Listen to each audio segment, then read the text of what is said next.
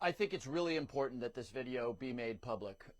It's not lost on anyone, of course, that the interpretation of the video, which 6 or 7 of us had an opportunity to see last week, broke down precisely on party lines. And so this is an instance in which I think the American public needs to judge for itself. I know how the public is going to react because I felt my own reaction. I've spent years looking at videos of lethal action taken, often in the terrorism context. And this video was profoundly shaken. And I think it's important for Americans to see it because, look, there's a certain amount of sympathy out there for going after drug runners. But I think it's really important that people see what it looks like when the full force of the United States military is turned on 2 guys who are clinging to a piece of wood and about to go under, just so that they have sort of a visceral feel for what it is that we're doing. Why did it shake you so much? What specifically was bothering you?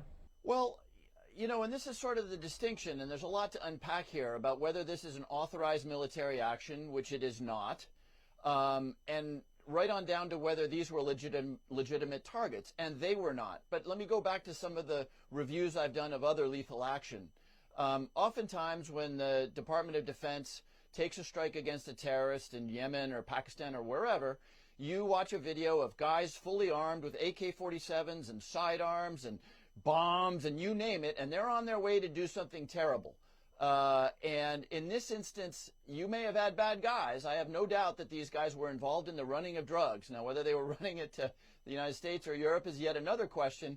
But in that instance, these guys were about to die. Had the United States just walked away, their little piece of wood would have gone under the waves.